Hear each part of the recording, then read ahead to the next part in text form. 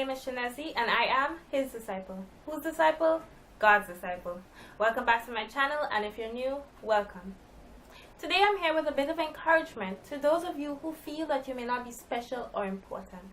I'm here to remind you that you are a child of the living God and that you are a prince or a princess. That your Father is not only a king but the king. He is the King of Kings, the Lord of Lords, and as his children, that makes us princes and princesses. And I know a lot of times we go through life and we feel like we may not be important. We let other people's opinions of us define us. But I'm here today to remind you that your worth isn't defined by any other human being. Not even your parents. Because sometimes parents can break down their children. Sometimes teachers break you down. Sometimes friends break you down, co-workers. But I'm here to remind you that no matter what persons say to you, no matter what persons do to you, that they cannot change your worth. That they do not change who you are. You are a child of the living God. You are a prince or a princess. You are chosen. You are a co-heir with Christ. When we read Romans 8:17, it says, "Now if we are children, then we are heirs, heirs of God and co-heirs with Christ, if indeed we share in his sufferings, in order that we may also share in his glory." So we see that everything that Christ as God's Son has inherited, we also inherit as his children, because we are also God's children. So it's not just God the Father of Christ, but God the Father of Shanesi and God the Father of you looking at this video. So you are important. So don't let anybody come and tell you that you're not. I also want to speak to people in relationships, because I know a lot of times when we get into relationships, we allow our worth to be defined by that person that we're with. And if that person doesn't treat us good, then we suddenly think that we're not worthy. Like we're not good enough. But you are. That person just doesn't recognize your worth.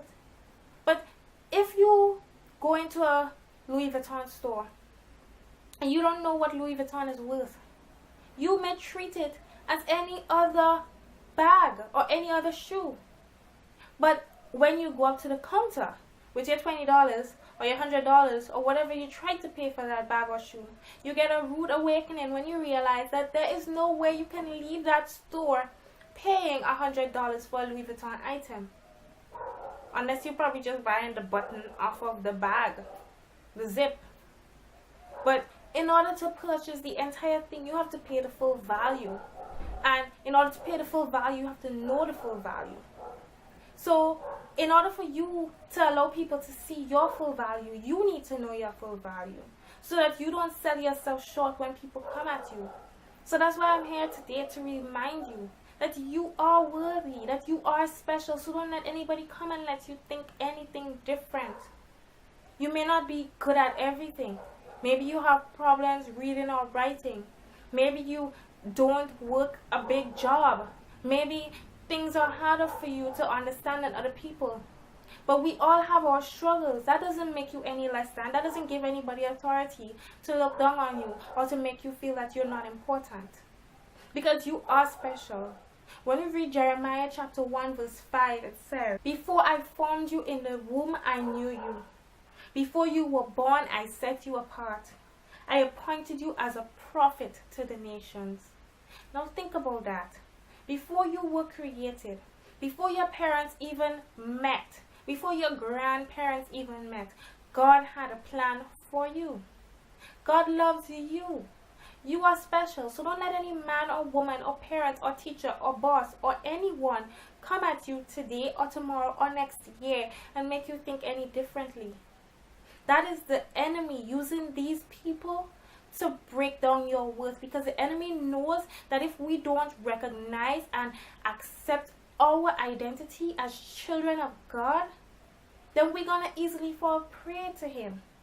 That we're going to easily follow the way of the world and do the things that he wants us to do. And then he's going to smile and be happy, because he's like, "Oh, I'm good. I don't need to worry. I've got her. I've got him." But you need to know your worth. You need to be like that person in the Louis Vuitton store who is selling that item, who says, sorry, you can't have this bag. You ain't got enough money.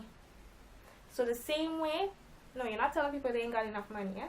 You're saying, hey, you need to recognize my worth. You need to know who I am. It's like, don't you know who my daddy is? You gotta say that. And let them know that if they want to be with you, if they want to be your friend, if they want to be a part of your life, that they need to recognize your worth. They need to love you for you. You don't have to lower your standards. You remain you. And let them love you for you. Of course, if there are areas that you need to improve in, you work on that. Because we are working to reflect Jesus in everything that we do. So it's not about saying, oh, well, you got to love me for me, so I'm just going to do whatever and you just got to accept it. No. But it is knowing that you are valuable, that you are worthy, that you are a prince or a princess, that your daddy is the King of Kings and the Lord of Lords, and that no matter what anybody else says, does, or thinks, it doesn't change your worth. So no matter what situation you find yourself in, no matter what people may do to try to break you down, don't let them. Remind them and remind yourself who you are and whose you are. You belong to God. You are protected. You are loved. You are chosen. Don't forget that.